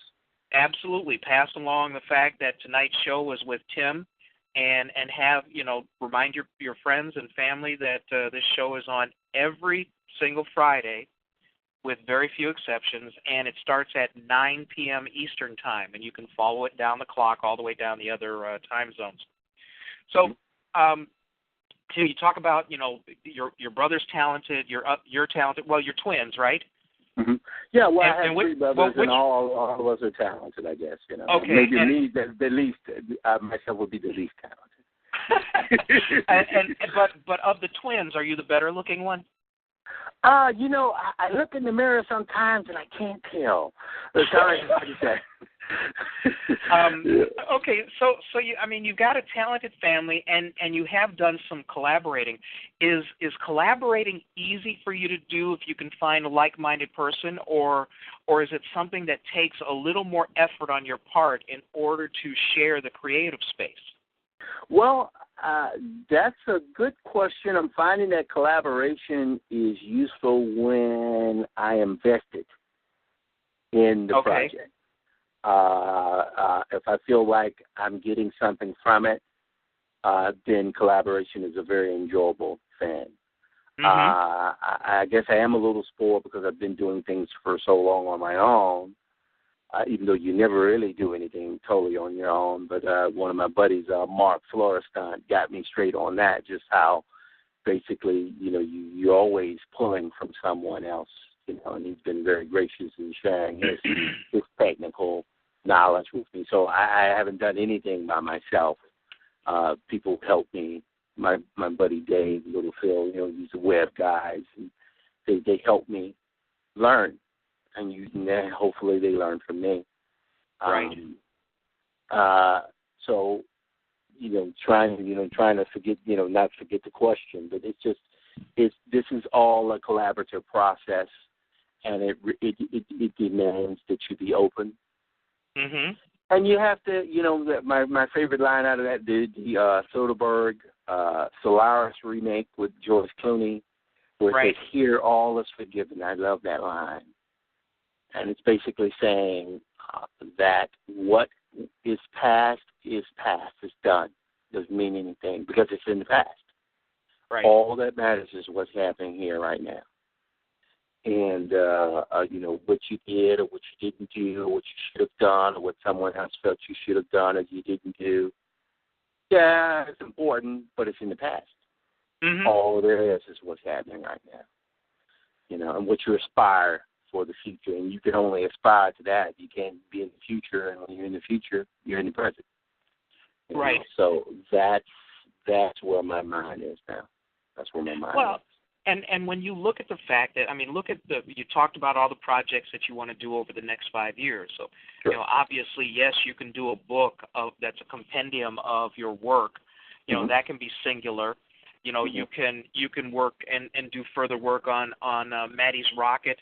that Mm-hmm. can be singular, but even though you're using a platform that you may need some help, dressing up and making it as effective as possible.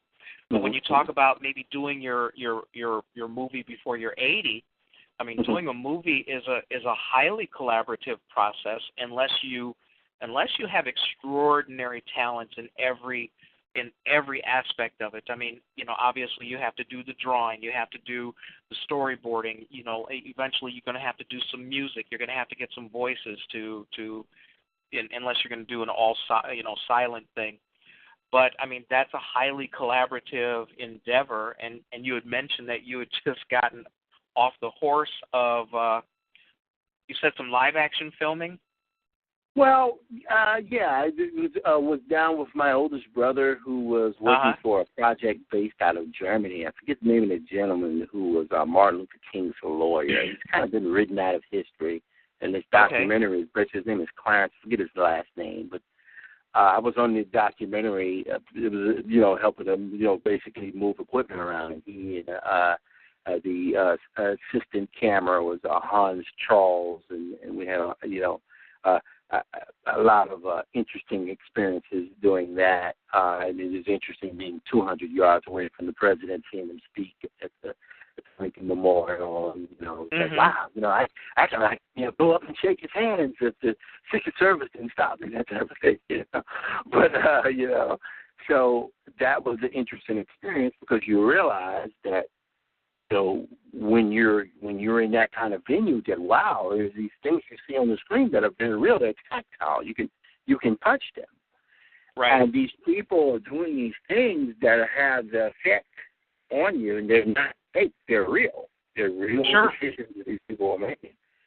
And so, Harbinger, that film, I definitely I took a break on it, but that one didn't happen by itself. I mean, all the voices have been recorded for that film. It's got 10 hours of dialogue done. And I have to be open to how I work. For example, I was always at one point was against using photo reference until I realized that most matte painters use photos all the time. They use photos. Yeah.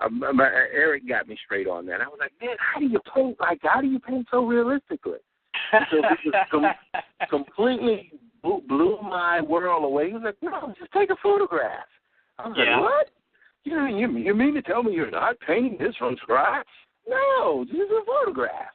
I'm like, well, man, I'm having difficulty painting these clouds. Why are you repainting the clouds? I'm like, what are you saying? Use the cloud from the image you just did. Right.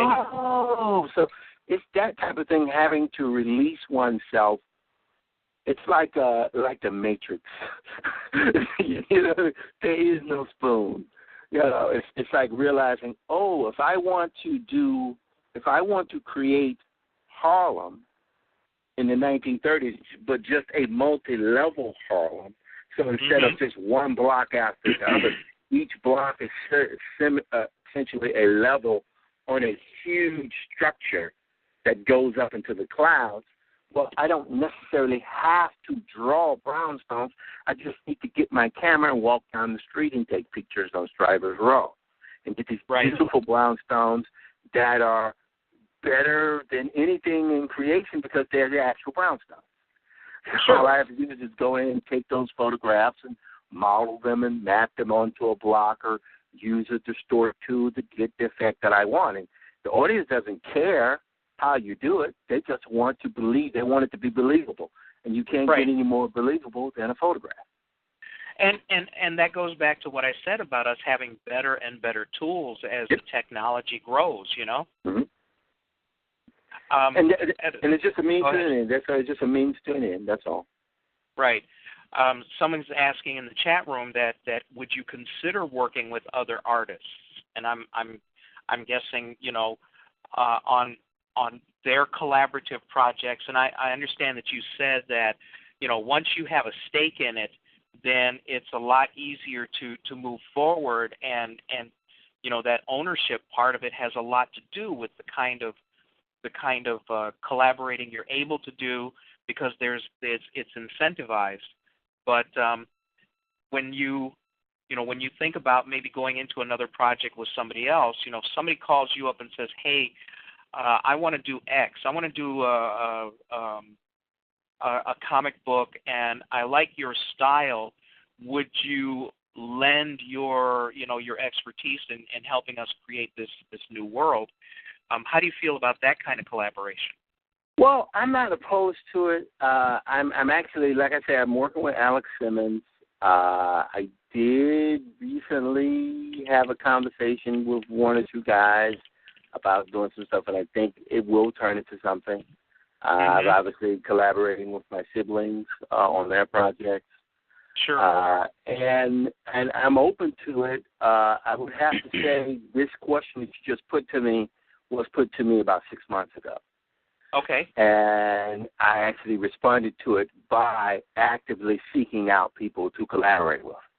Mm-hmm. So right now, at present, I can say I have at least 2-3 projects that I'm collaborating with others on, in addition to my own work. So right now, I can legitimately say my schedule is packed with other stuff. But hey, if someone has something, particularly if it's something where I don't mind, I'm not closed to work for hire.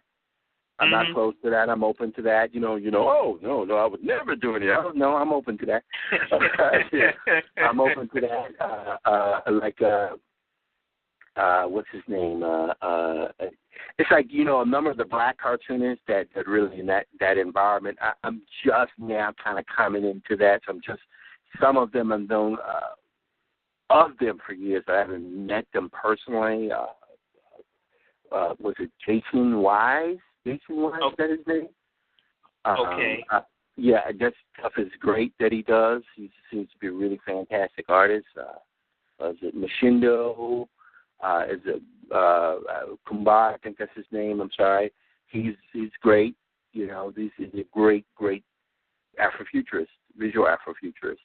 And so it's amazing to see them doing their thing. But at the same time, I had the pleasure of meeting Paris Cullins, who, of course, reading his stuff when I was younger. And, this guy's still out there getting it done, and it's amazing to see these brothers and sisters out there doing their thing. Barbara Brandon, known her for a long time. So it's amazing to see these people, who I've known over the years, some of them starting to get back into it. It's amazing. Amazing time we live in. And to that end, when you go to these conferences and some of these these venues, and you set up and people can actually meet you, how much time and energy do you allow to talk to the people who obviously would like to know a little bit about your process and how you get things done, and I mean, do you see it as a mentoring opportunity? It's always something that you have to take it on a case by case basis. As an educator, you're automatically trained to treat every opportunity as a mentoring opportunity. Sure. But, not everybody wants to be your student, so, or should be. Some people just want to say hi. Some people just want to buy your T-shirt. As a matter of fact, that's one of the things I'm learning about, because I'd never really done the convention scene till Alex allowed me to do it. And now this year, actually, the first time I've begun to become more commerce and retail-driven, where with my wife we're trying to sell apparel based around the Maddie's Rocket concept. So I'm actually constructing the store that will go up very shortly on the website, where you can buy T-shirts and posters. And, I've learned that, it helps to have postcards to print out that people give out. That stuff really has an effect on people, because they can take a little bit of the world with them. 3D printing is something that interests me as well, because, I can model, and it's called 3ds Max for 15 years, so I can build that stuff in the computer and then print it out and then sell it. So these are the things that I'm looking at, because never before have the tools to actually monetize, not only just to create it, but to also monetize your product. Mm-hmm. You know, it's amazing. I was a little bit nervous because I wanted to create an app for the animated component of Manny's Rocket. Well, creating an app and then getting it on the App Store through Apple is very difficult. Google is easy. You can do it in a day. Right. But, you know, all of a sudden when you're thinking about EPUB format, well, EPUB format allows for embedded video. Right. So that means I can sell myself DRM free directly off my site without needing to go to the Apple Store. You know, these are all things that I'm seeing and learning. So it's a fascinating time. I know I've repeated that, but but this interview is making me having to, you know, assess everything that's going on. And, you know, there's a lot of power out there, and it's amazing. You know, if I had an ego, well, no, I do have an ego. Actually, it's as big as All Outdoors. I would say, well, you know, it's so good that I can bring this to the table. But I mean, to be very honest, to get to the honest part about it, I think that all good creatives are always, you know, they're a what do they call it? A work in progress. Yep. You're gonna evolve. You're gonna see new things. You're gonna all of a sudden be taken by something and want to put a whole lot of time and effort into it, because it's new, it's exciting, it's something that's caught your interest, and the cool part about it is there's so many tools out there, there's so much opportunity, the barrier to getting other people to seeing your work is a lot lower. So I think that this is really, really you know, in terms of the era that we're in, this is fertile ground for people who have creative ideas. Yeah. And you don't want to waste that, you know. I love that you do so much and you have so many things coming up, because, I mean, obviously you're not going to be bored. You're going to meet, excuse me, you're going to meet a lot of new people. You're going to collaborate with your brothers. I mean, it's all a very exciting way to go through life, and being able to be creative and affect other people's minds is a wonderful thing. I'm, you know, having just discovered, you know, Maddie's Rocket, I'm going to be taking a look at that later tonight, because no, seriously, it's very visually compelling, and you know, that's what you hope to get from somebody. You know, I write novels and I make movies, but you know, when you write a novel, it's not the same kind of feedback as being able to do something like you've done with Maddie's Rocket. And, you know, I struggle with that.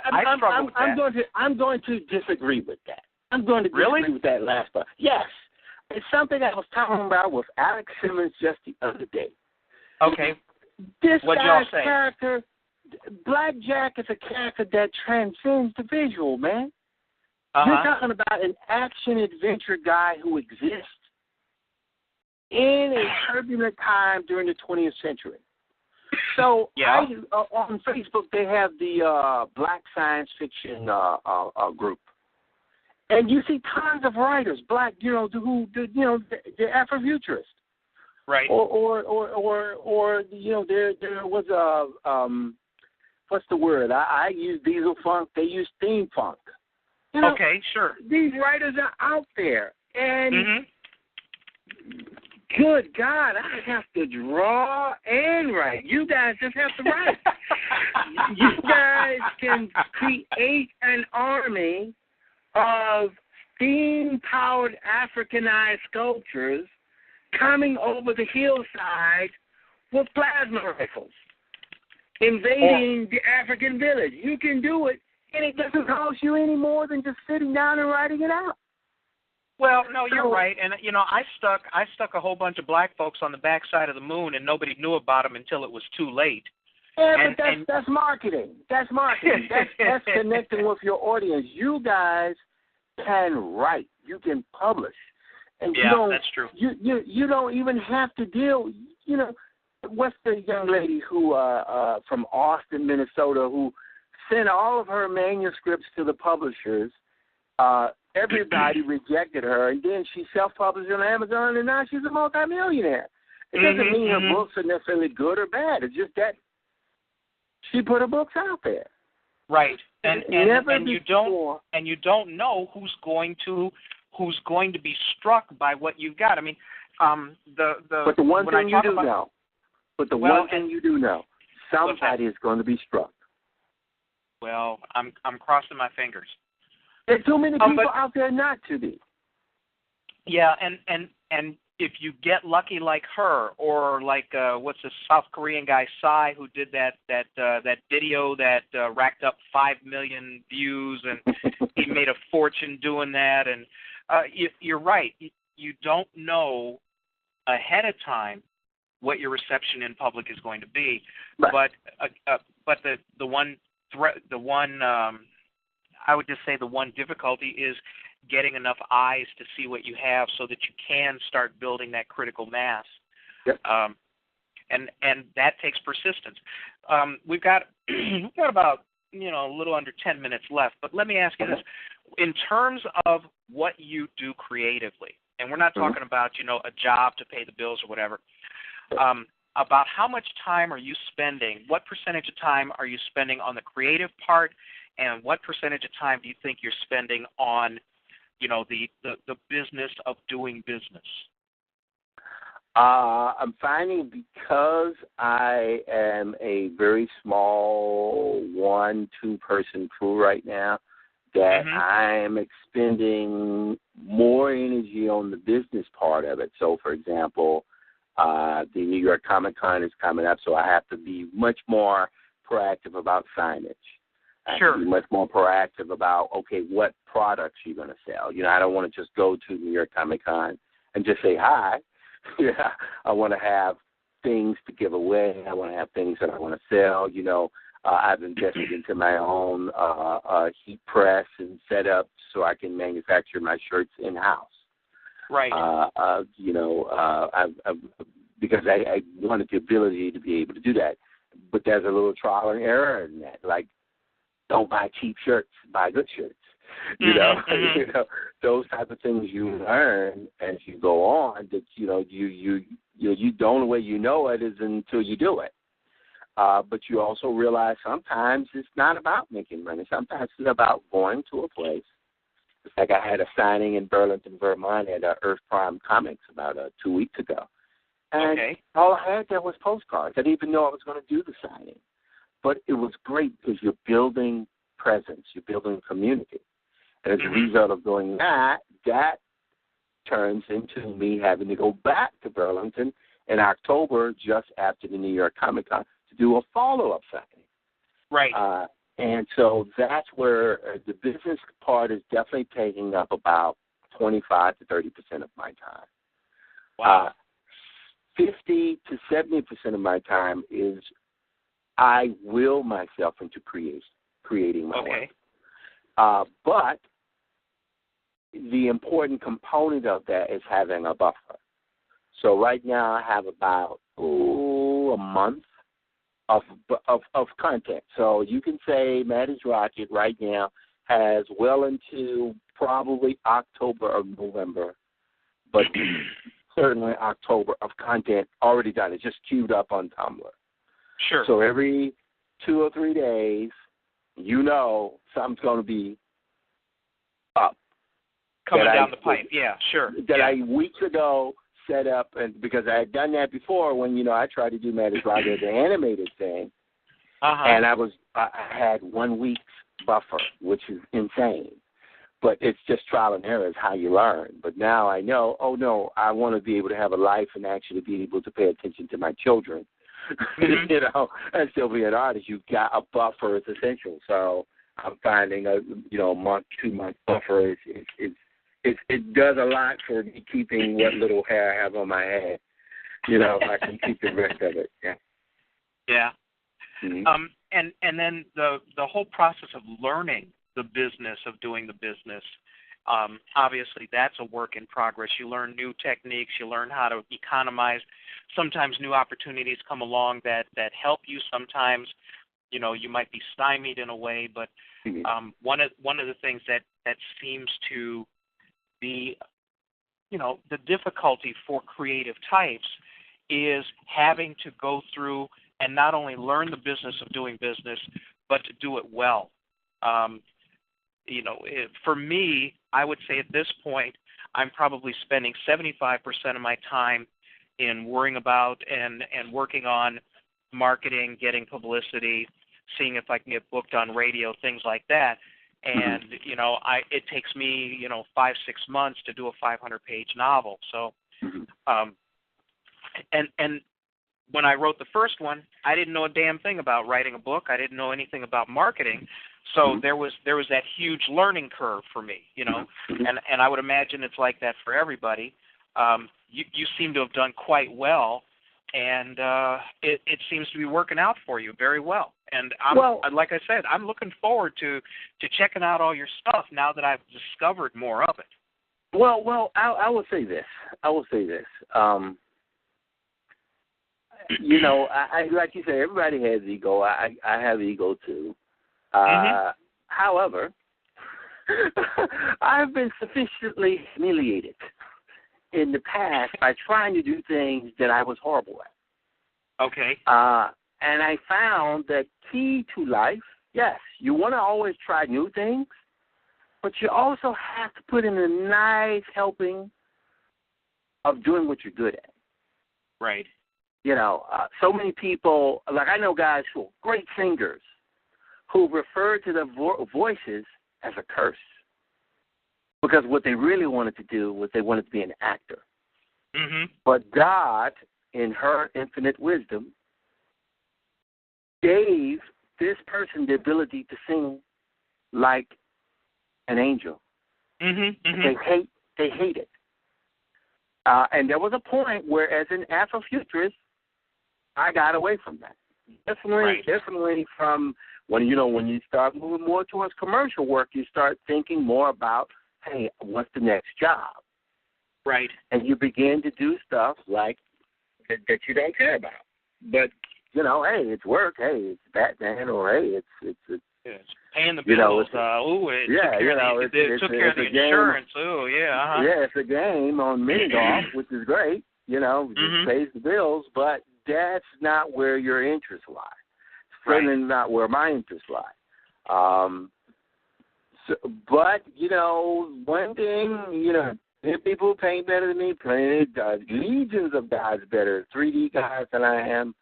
But the one thing I really, really, really do well is black folks and spaceships. I really, really do it well. And for some reason, I don't know why, but I do it really well. And I figured I had spent enough of my time doing the other stuff and feeling, like I say, I have an ego, but I've been I've had to learn the hard way that everyone has a gift. Tiger Woods is a great golfer. Man, imagine if Tiger Woods decided, I'm not going to golf anymore. I'm going to go into producing theatrical plays. That would be a train wreck. It's like Michael Jordan. He's a great basketball player, but, man, when he went in baseball, it didn't work out so well. Nope. But, so everybody has a talent. You just have to find out what it is. And I'm not saying that everybody's going to be wildly successful at it, but everybody has something they're good at. Me, I'm a great visual Afrofuturist. I know I am. So you know what? Ed, as a man in his middle age who's given up his time for his kids, done all these different things, that's where my focus is now. Yeah. And, if other, I expect, because it's already happened, other opportunities have come along. Just by the nature of me being true to who I am, you'd be amazed what happens. I was like, wow, I was doing this, and all of a sudden this thing I never would have dreamed about came up. Sure. That's what I'm finding, that when you follow yourself, the things that you want, the things that you couldn't have imagined begin to come about. And that's a good thought to end the show on. Okay. Well, we're just about out of time. I want to thank you, Tim. Tim, thanks a lot, man. This has been really Thank you so easy. much for having me. Oh, this has been easy for me. I mean, you gave us so much, and please, when you go south, when you go northeast, wherever you're going to go, whatever appearance you're going to, like you said, you're going to go back down where you were signing autographs. please put those events on the events calendar so people can find you. Okay? I will. I go to Matty'sRocket.com, TimPhilbert.com to see my work. My blog is dieselfunk.com. And keep up with me there. And I'll be doing a signing in Vermont in October, and hopefully New York Comic Con next month in October. Month after. That's great. And for those of you who are in the area and have the opportunity, you could do a lot worse than to go check this brother out. Thank you, everybody, for your time. Thank you for listening. Thank you for logging on. This is the Genesis Science Fiction Radio Show, a service of the BlackScienceFictionSociety.com website. Tell your friends. Tell everybody. Let's get everybody listening to this and seeing and listening to all of these great content creators that we run into. And as we're at the end of the show, I'm going to bring the skipper on, and he can give his parting shot, and then we're going to call it a night. Hey, thanks for the lead-in, William. As always, I'm very thankful for the guests to come on and share their knowledge with us. I'm thankful for the listeners that come in here and support what we're doing. And also thank you, as always, William, for doing a great job on the interview. And I want to encourage everybody to tune into the show each week, share it with everyone that you know, to get active on the site, posting events, post forums, post blogs, or respond to things that are already on the site. You can also post videos and photos. Also to check out our magazine, to check out our anthology. And if you really like what we're doing, make a donation. And that's my sales pitch for tonight. But I'm really thankful for everybody that's been supporting what we're doing, and please continue doing so. Well, and thank you very much, and we're going to wrap it up tonight. Tim, once again, thank you, and we'll see you in the future. We're going to bring you back, okay? Thank you so much. All right, take care, everybody, and have a good night. All right, have a good evening. Bye. Have a good evening. Bye. Have a good evening. Bye. Have a good evening. Bye. Have a good evening. Bye. Have a good evening. Bye. Have a good evening. Bye. Have a good evening. Bye. Have a good evening. Bye. Have a good evening. Bye. Have a good evening. Bye. Have a good evening. Bye. Have a good evening. Bye.